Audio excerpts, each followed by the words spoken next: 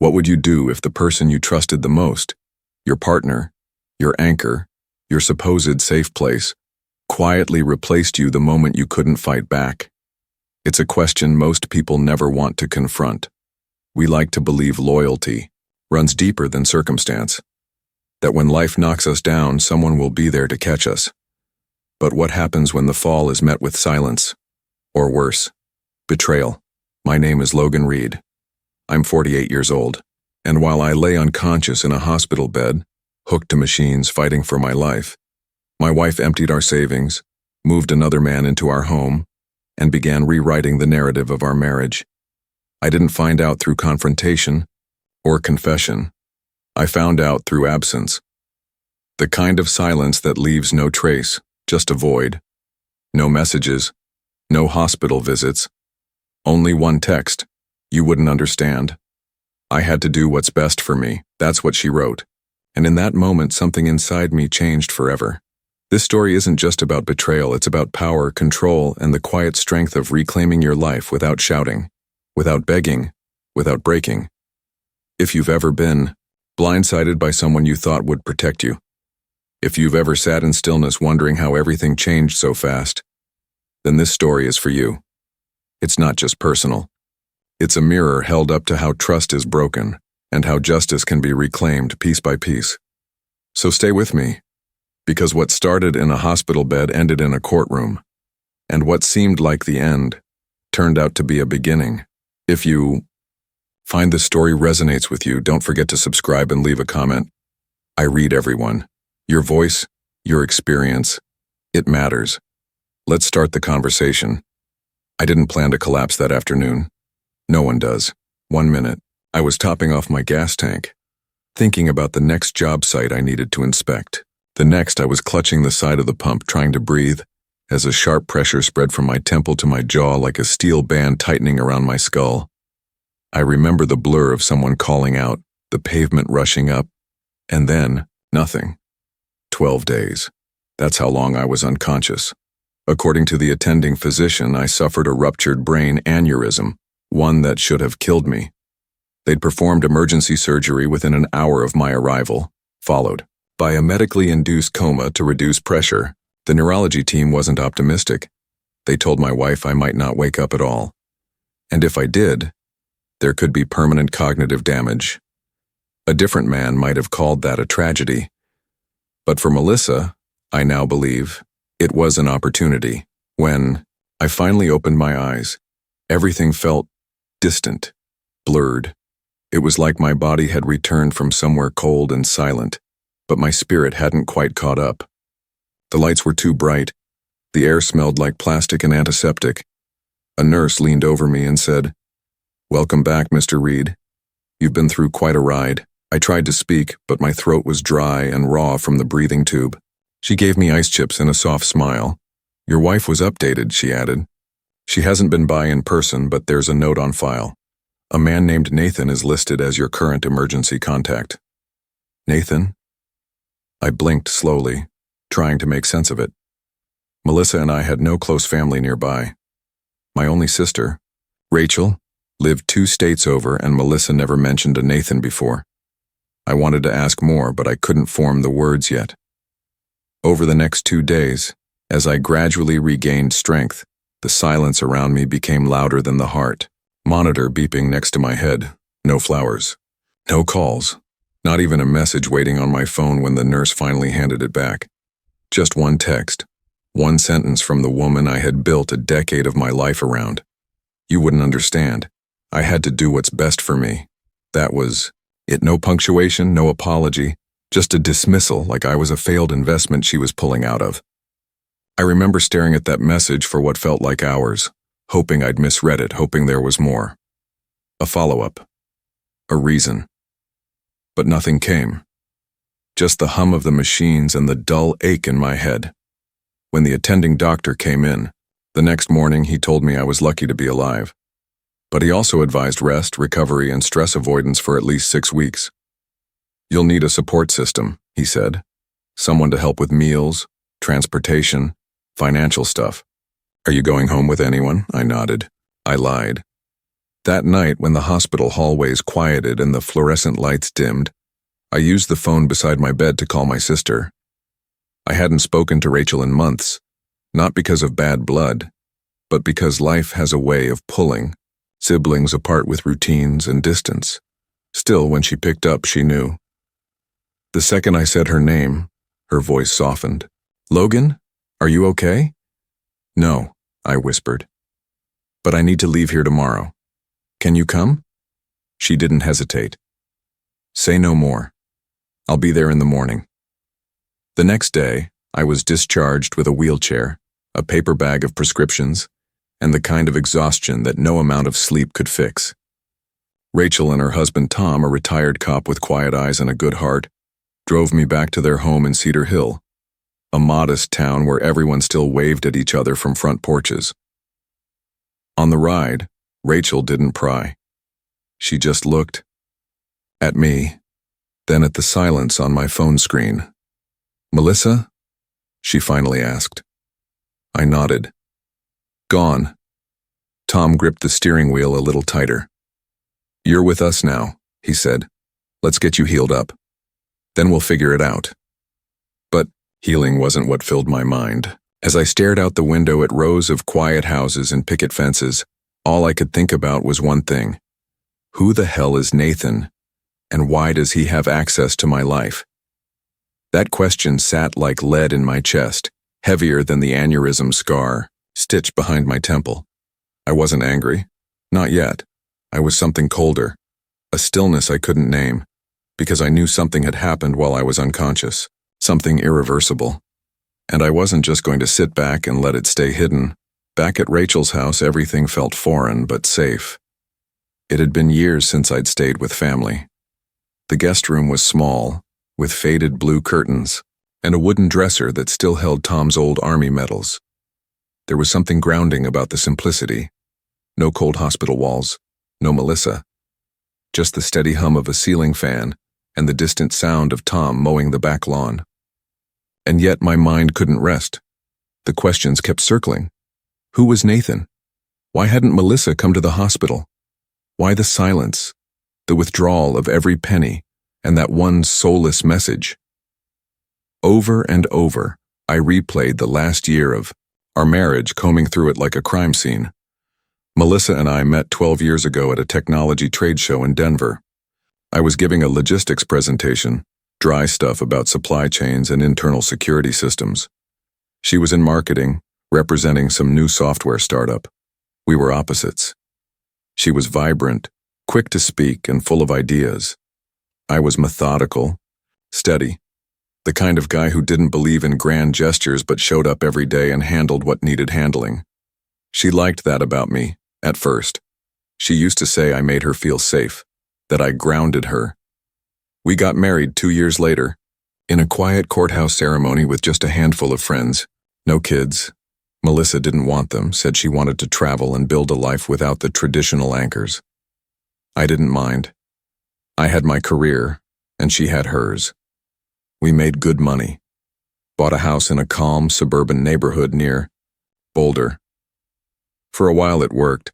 We weren't passionate, but we were stable. But something changed around year 9.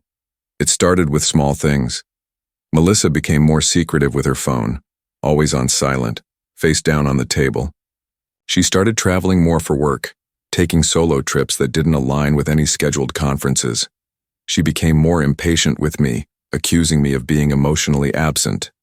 I chalked it up to stress, tried to be more present, planned weekend getaways she always seemed too busy to take. Still, I trusted her, foolishly. A few months before my collapse, I'd come home early from a client site. Melissa wasn't expecting me. I remember the moment vividly. She was on the patio, talking on her phone, her voice hushed. When she noticed me, she ended the call abruptly. I asked who it was, and she said a work thing with a tired smile. I let it go. I wanted to believe her. I needed to believe that nothing serious was wrong. Looking back now, it all makes sense. The distant tone, the locked drawers in her office, the sudden interest in joint finances. She'd asked about moving some of our savings into a more flexible account weeks before my aneurysm. I didn't ask many questions. I was busy, overworked, exhausted. That was my mistake. She was setting the stage. Rachel brought me lunch. On my second day home, grilled chicken, rice, a cup of herbal tea. I pushed it around on the plate. She sat down across from me, her eyes scanning my face carefully. "You're not just recovering from the surgery, are you?" she asked. I looked at her silent. "Logan, talk to me." So I did. I told her about the message, about Nathan, about the bank account being emptied. Her lips tightened, and she leaned back slowly in her chair. "She hasn't contacted you. Again?" "Nothing," I said. "No follow-up, no check-in. Just gone." Tom walked in a few minutes later, wiping grease off his hands. "You should check if you're still on the deed to the house," he said, "and see what she's done with your accounts. I've seen people do crazy things when they think someone's out of the picture." That hit hard. Out of the picture. That's what I'd become. A technicality. A man Melissa had decided was no longer needed. My chest tightened, not from the surgery this time, but from something deeper. I wasn't just forgotten. I had been erased.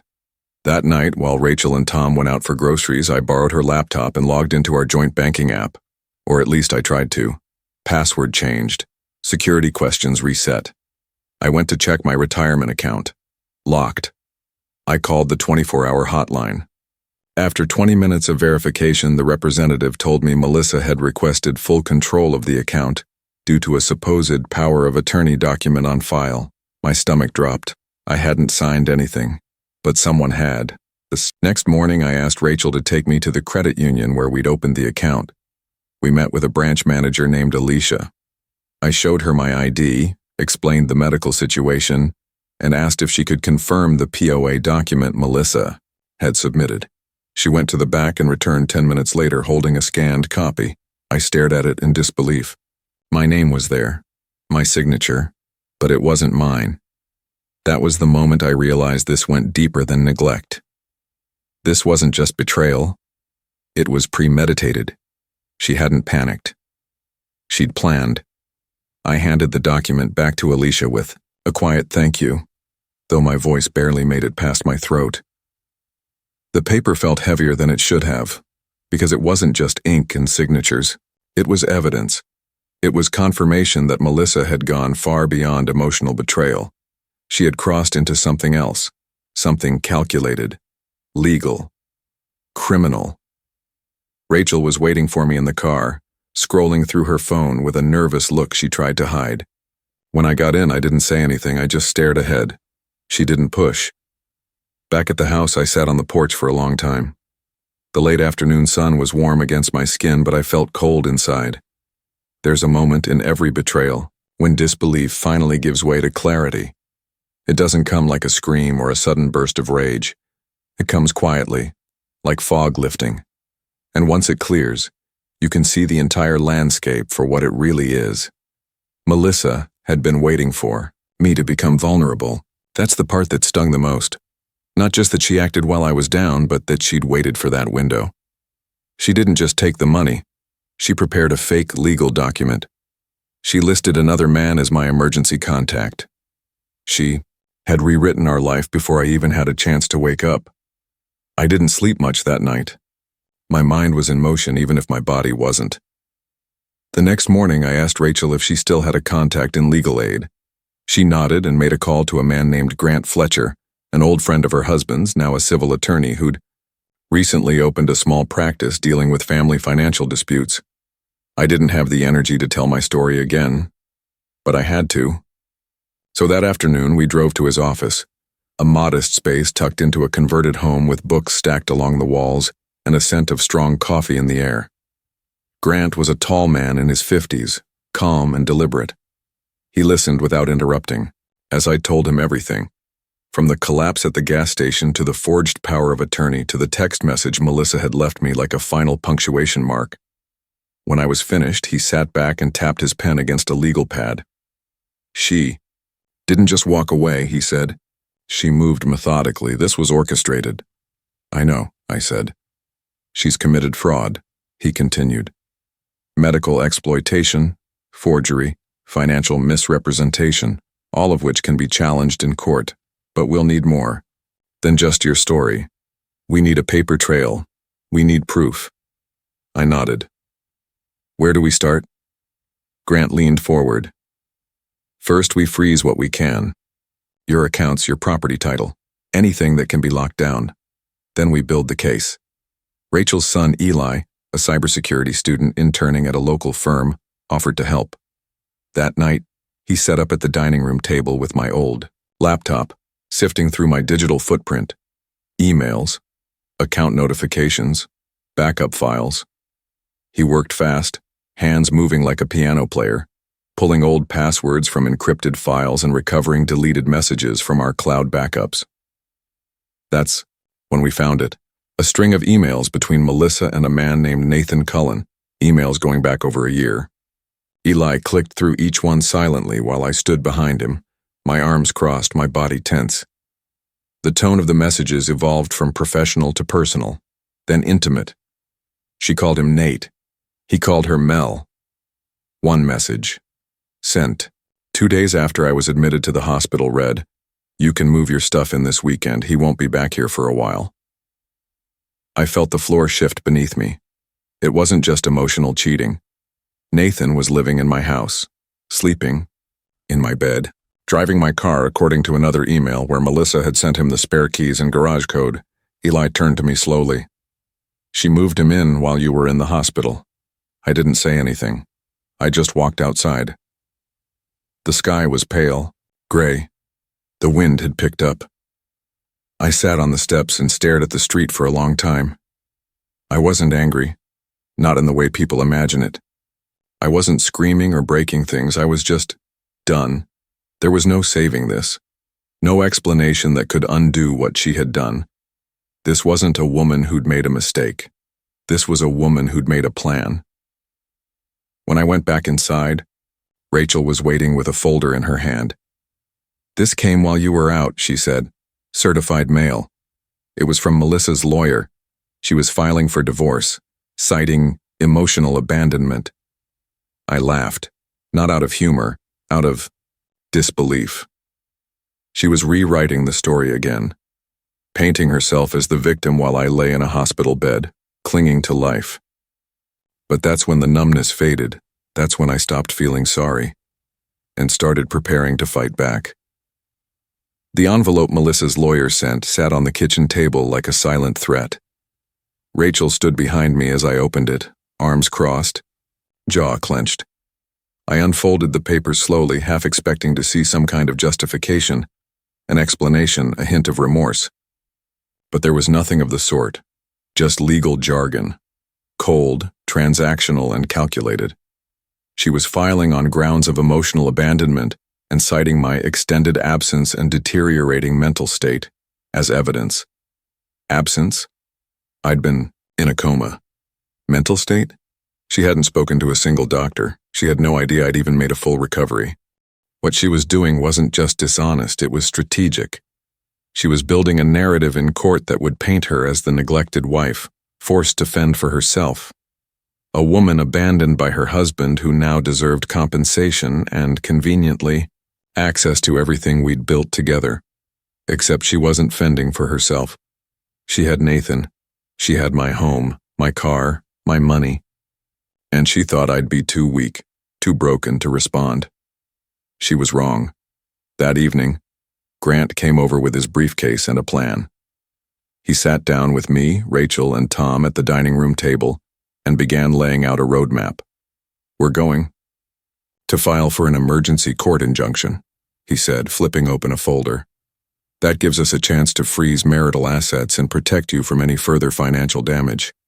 We'll also challenge the divorce grounds with medical records, the power of attorney fraud, and, if we can get it, proof of cohabitation with this Nathan character." "Will a judge care?" I asked. Grant looked me in the eye. "They will if we present it the right way, especially when it involves a forged legal document and a vulnerable spouse." Eli, already one step ahead, was still on his laptop. "I just pulled metadata off those emails," he said, "and timestamps from the house's smart lock system. Nathan used the front door keypad every day starting the week after your surgery." Tom whistled low. "That's a hell of a paper trail." Grant nodded. "Good, we'll use it." The next day, I went with Grant to the county courthouse. I walked slower than usual, still adjusting to my weakened legs, but every step felt firmer than the last. Inside, we filed for the emergency injunction. We included copies of my hospital admission, surgery reports, recovery records, and most importantly, the forged POA. Grant had also submitted an affidavit outlining Melissa's withdrawal of funds during my hospitalization, listing the dates, amounts, and destination accounts. But what tipped the scale was a final page, an image captured from Eli's forensic sweep, a screenshot of a private message Melissa had sent Nathan. It read, "He's not coming back. He can't. Even if he wakes up, the doctors say he won't be the same. It's ours now. Ours." As if my life, my house, everything I'd worked for, was some prize she'd inherited. That night, Rachel knocked gently on my bedroom door and handed me her old photo album. "You might want to look at this," she said. It was full of family pictures, some from our childhood, others from holidays I'd half forgotten. Smiling faces, cookouts, birthday candles. It reminded me who I was before Melissa, who I still was under all the betrayal and confusion. "I don't know how you're staying so calm," she said. I looked up at her. "Because rage would give her exactly what she wants. I'm not playing that part." And I meant it. I wasn't going to scream or throw accusations. I was going to dismantle the narrative she'd built, piece by piece, with evidence, with precision, and with control. A few days later, Grant got a call from the judge's clerk. The injunction was granted. All joint accounts were frozen. Melissa could no longer touch a dollar. Access to the house was under review pending further proceedings. That same day, something unexpected happened. A letter arrived from my old insurance provider. Melissa had filed to change the beneficiary on my life insurance policy while I was in the hospital. The date? 3 days after my surgery. 3 days after doctors told her I might not survive. "She thought you were going to die," Rachel whispered as I handed her the letter. She was getting ready to collect. For a moment, the room spun again, not from pain but from the depth of it all. This wasn't a woman acting in panic. This was someone who had weighed her options and made her move with full awareness. "Need to go back to the house," I said. Rachel turned sharply. "You can't, not yet. Not to move back in, just to see it." We waited until we knew Melissa would be at work. Tom drove. We parked a block away. I walked up the driveway slowly, each step a silent battle between memory and clarity. The house looked the same, but it felt foreign. I didn't open the door. I didn't touch anything. I just stood there, looking at the place where my life had been rewritten without my consent. Then I turned and walked away, because it wasn't home anymore, and now it never would be again. Leaving that house behind felt like closing the door on a chapter I never chose to write. But as we drove back through the quiet neighborhoods of Cedar Hill, I knew the story wasn't finished, not yet. Melissa had tried to erase me, but I wasn't gone. And I wasn't broken. I was very much alive. And for the first time in weeks, I was ready to reclaim what was mine, not out of spite, but out of something deeper: clarity. The next few days were consumed with preparation. Grant had filed a motion to challenge the grounds of Melissa's divorce filing. He argued, with full medical documentation, that her claim of emotional abandonment was both factually and ethically false. We attached a timeline of hospital reports, her unauthorized access to my finances, and, thanks to Eli's digital forensics, a growing list of transactions and communications that painted a very different picture than the one she was trying to sell to the court. Meanwhile, Rachel noticed something odd during her grocery run near my old neighborhood. She spotted Nathan, standing on my front porch in broad daylight, key in hand, talking on the phone like he belonged there. He wasn't hiding anymore. That pushed us to act faster. We needed more than just frozen accounts. We needed control over the house. Eli and I began combing through every piece of digital evidence we could access. He pulled up old security camera logs from my home's smart system, backed up to a cloud account Melissa had forgotten existed. We watched clips in silent disbelief. Nathan entering and leaving at will, sometimes with bags, sometimes alone, always comfortable. He even answered the door for package deliveries. In one clip, dated just a week after my discharge from the hospital, he's seen walking out shirtless to retrieve a morning newspaper. It was no longer a suspicion. He was living there, occupying my life like a parasite that had been welcomed in. But that wasn't the worst of it. Eli dug deeper and found something that stopped us both cold. A financial paper trail connecting Melissa's activity to Nathan's past. It turned out that Nathan Cullen had a sealed record in another state, charges related to wire fraud and misappropriation of funds. While we couldn't use the sealed record in court directly, Eli managed to uncover an old civil suit tied to the same address Nathan once used for a scam involving real estate fraud. The pieces were coming together. Melissa hadn't just fallen in love with another man, she had partnered with a con artist. Grant's face turned serious when we presented him the findings. "This isn't just adultery," he said. "This is collusion. She's knowingly facilitating fraud, and given your medical condition at the time of her financial activity, we might be looking at a case of financial exploitation of a vulnerable adult." That phrase echoed in my mind. Vulnerable adult. I hated how accurate it was, because that's what I had been. Unconscious, defenseless, and completely in the dark while the person I trusted most stripped my life down to the studs. With Grant's advice, we compiled a comprehensive file and filed a formal request for exclusive use of the marital home, citing not just the fraudulent access to funds, but the cohabitation with a third party and the potential risk to property value and personal security. The judge agreed to hear the case in an emergency hearing. The night before the hearing, I lay awake thinking about the man I had been before all of this. I used to think of myself as invulnerable, quiet, stable, dependable. I didn't cry. I didn't complain. I just kept going. That had been my strength for years. But now I realize something else. That strength had also made me blind. I'd ignored the signs, the shifting tone, the way Melissa's affection had turned into disdain, because I thought loyalty and consistency were enough. I thought they'd protect me. They didn't. The next morning, Rachel drove me to court. I wore a simple black jacket and gray slacks. No tie. I didn't want to look polished. I wanted to look real, like a man who had been through hell and climbed out the other side without shouting. Melissa arrived with her attorney, a woman named Linda Sloan. Sharp, immaculately dressed, and clearly briefed to paint me as unstable and unreliable. But they didn't expect what came next. Grant began with the basics: my medical condition, the lack of contact during my hospitalization, the forged power of attorney. He then laid out the forensic timeline: emails, financial transfers, door logs, and footage of Nathan living in the home. He ended with the civil case involving Nathan's past and Melissa's awareness of his history. Melissa sat frozen, the first time since this began, she looked uncertain. Her lawyer tried to object, tried to pivot, but the judge was listening carefully.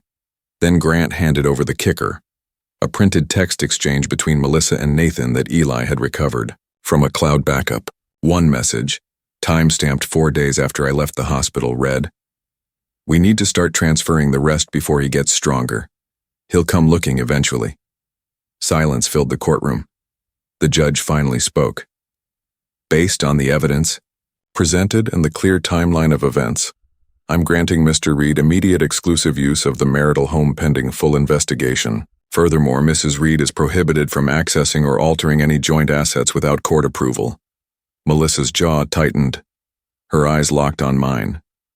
But I didn't flinch. The truth had landed. On the way out of the courthouse, Grant looked at me and said, "That was only round one, but you made a statement today." I nodded. Because for the first time in months, the ground beneath me felt solid again. I was no longer reacting to what had been done to me. I was taking back control, piece by piece, document by document, step by step. We left the courthouse in silence, but it wasn't the kind that weighed you down. It was the kind that followed a storm, the calm that comes after everything is cracked open. Rachel squeezed my shoulder once before getting behind the wheel. I could see in her eyes that she was proud, though she didn't say it. She didn't need to. Back at her house, I sat by the window with a cup of black coffee. I wasn't celebrating. There was still too much at stake. But that day marked a shift. Melissa no longer had the narrative on her side. The court had seen the truth, or at least the beginning of it, and that was enough to build on. The next phase was discovery. Grant explained it over dinner that evening, with files spread across Rachel's kitchen table. Discovery means we get access to her documents, financials, digital communications, the full scope of what's been going on. And she'll get access to yours. But that's where we have an advantage. You haven't lied. I nodded. So we find everything? We already found enough to get the judge's attention, he said. Now we press harder. Over the next 2 weeks, Grant and Eli worked together like a surgical team. Eli, with his knack for sniffing out buried files, uncovered another cloud-based storage account Melissa had used during the early days of the pandemic. Inside it were spreadsheets, dozens of them, detailing expenses, dates, even codes that Eli recognized as routing numbers. Melissa had kept records of every move she and Nathan had made, withdrawals from my accounts timed with hospital visits, credit card charges for furniture, home improvement, and travel, flights Nathan had taken to visit her before they moved in together. The more we found, the clearer it became. This wasn't a spontaneous affair. It was a blueprint for quiet theft. What really hit me, though, was a photo. It was buried in a folder labeled Summer, tucked between travel receipts and bank statements. A picture of Nathan, barefoot in my living room, holding a coffee mug I recognized. My mug. The one I got at a trucking conference years ago. The kind of thing most people would overlook. But not me. He looked comfortable. Settled. It was that word, settled, that made my stomach turn. Because I realized he wasn't just visiting. He believed he belonged there. A few days later, Grant received a call from Melissa's attorney. They were requesting mediation. That meant they knew they were losing ground. Linda Sloan suggested a private meeting before the next court hearing. To avoid unnecessary conflict, as she put it, I agreed to the meeting. Not because I wanted a peaceful resolution, but because I wanted to look Melissa in the eye. I wanted her to see that I wasn't the same man she had written off. Weak, silent, easy to erase. We met at a neutral office downtown, a glass building, with nothing but soft lighting and polite smiles from the receptionist.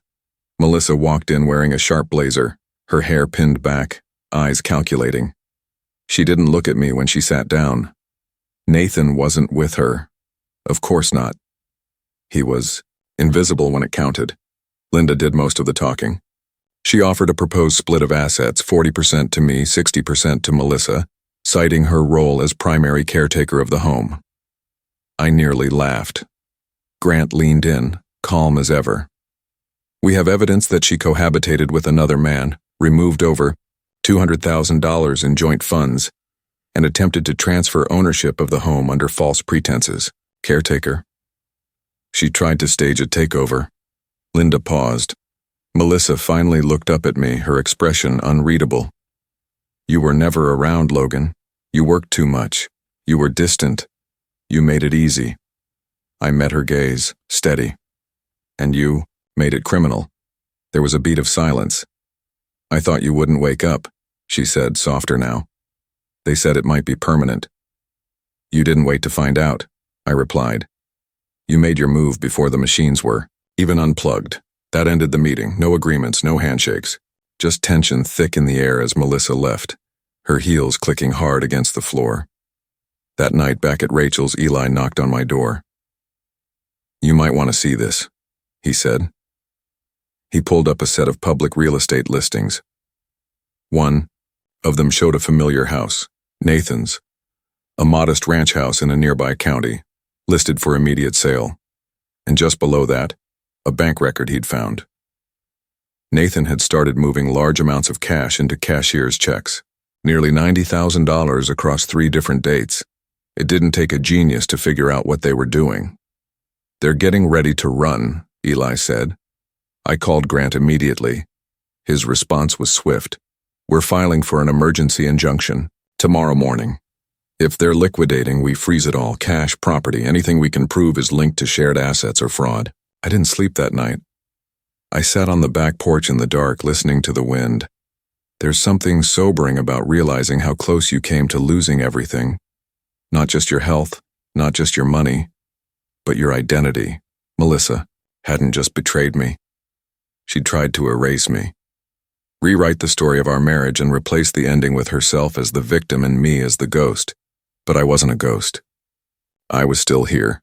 The next morning, I walked into the courthouse not as the man who'd collapsed at a gas station, but as someone reborn through fire. The injunction was approved. All assets frozen. Melissa and Nathan could no longer sell, transfer, or hide anything without court oversight. It was a small victory in a longer war, but it was enough for now. Because for the first time in months, the pieces were no longer slipping through my fingers.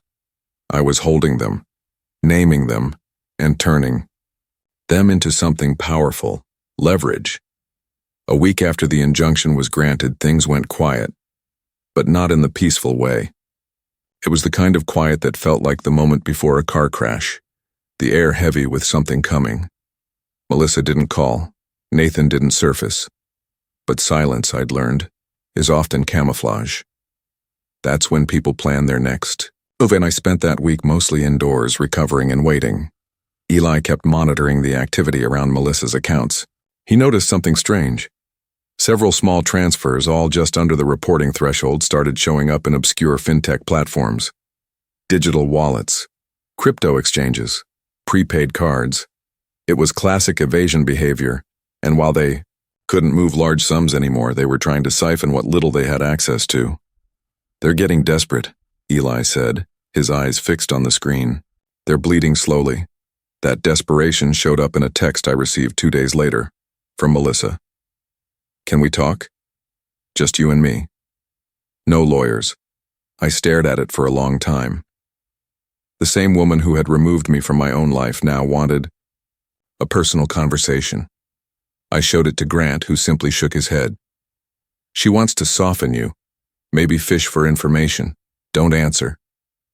I didn't. But the message confirmed what I already sensed. They were cornered. Their plan had collapsed under the weight of its own lies. That same afternoon, Grant received a notice from Melissa's attorney. They intended to dispute the injunction. The reasoning? Melissa claimed the funds she'd taken were preventative, and that she feared for her own financial stability in the event of my death. "She's trying to turn this into a survival story," Grant said, leafing through the statement. "Like she was forced to act because she thought you wouldn't make it. The court might listen to you unless we give them something louder."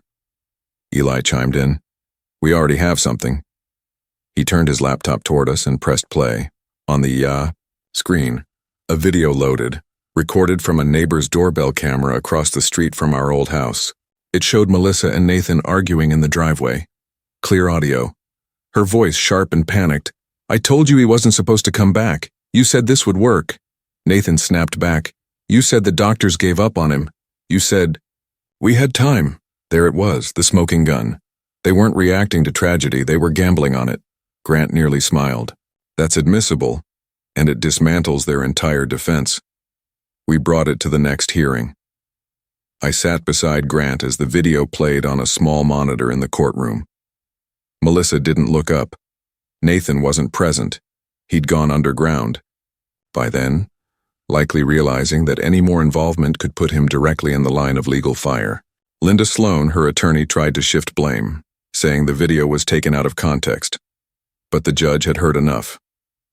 "Ms. Reed," he said slowly, removing his glasses, "the court does not appreciate being misled.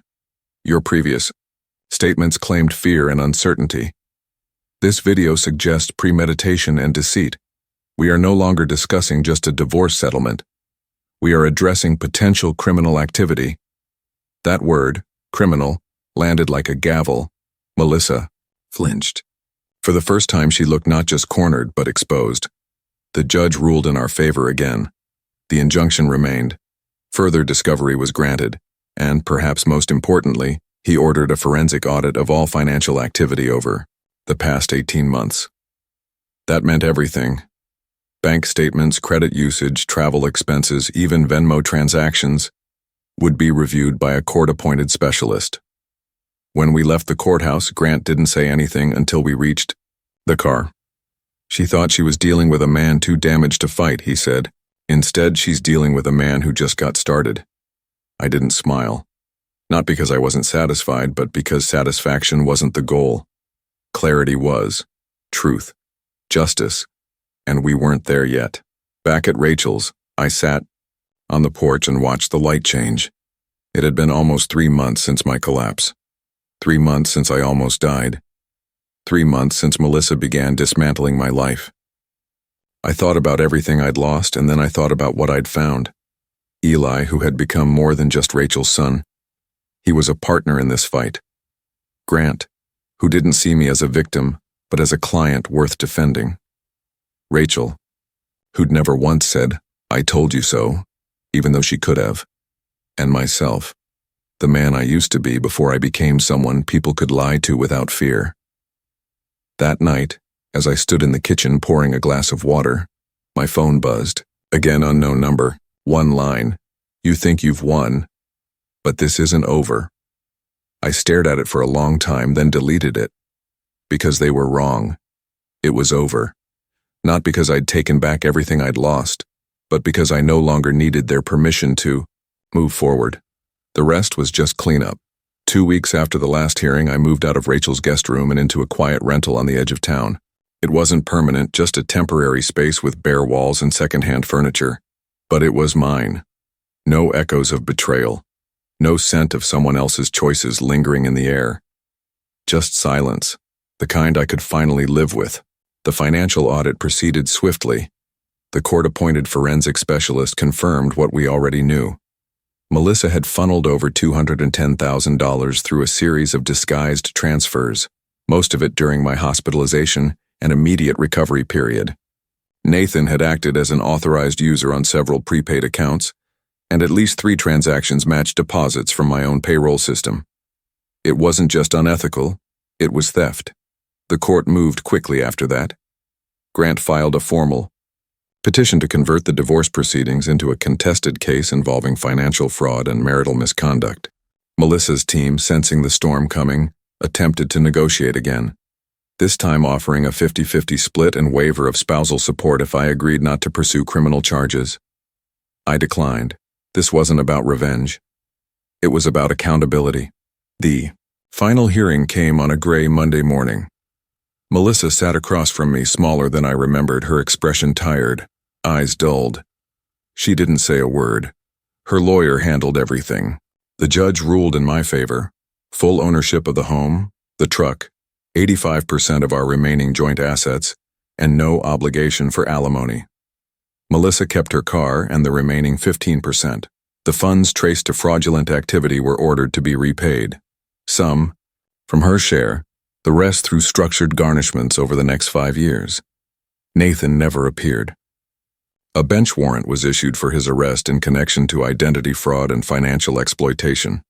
Last I heard, he'd fled the state. I walked out of the courtroom that day not feeling victorious, but clear.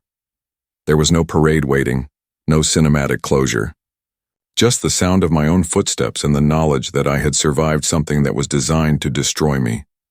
I had faced betrayal not with fury, but with precision.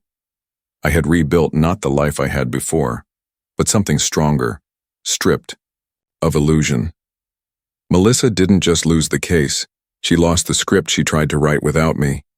And for the first time in a long time, I was the author of my own ending.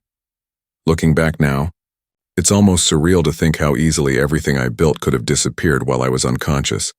How quickly trust can be weaponized when you're no longer in the room to defend yourself. Melissa didn't just empty our bank account. She tried to erase me from my own life, rewriting the story while assuming I'd never return to challenge it. But that's the thing about truth. It waits, quietly, patiently, and when the noise dies down, it always finds its way to the surface. This experience taught me more than any career, relationship, or hardship before it. I learned that silence can be powerful, but only when it's deliberate. that walking away is not weakness, it's strategy, and that sometimes the most effective response to betrayal isn't revenge, but a calm, calculated reclamation of your dignity. It wasn't the court ruling that healed me. It wasn't even watching Melissa's carefully crafted narrative fall apart piece by piece. It was the moment I stopped needing closure from her and started creating it for myself. Some endings don't come with apologies or understanding. They come with resilience, with action, with clarity. I've since moved into a smaller home closer to my sister and Eli. I help mentor others now, men going through financial abuse, legal manipulation, emotional trauma they don't yet know how to name. Because no one teaches us how to handle betrayal. No one prepares us for the moment the person you trusted most looks at you like a stranger.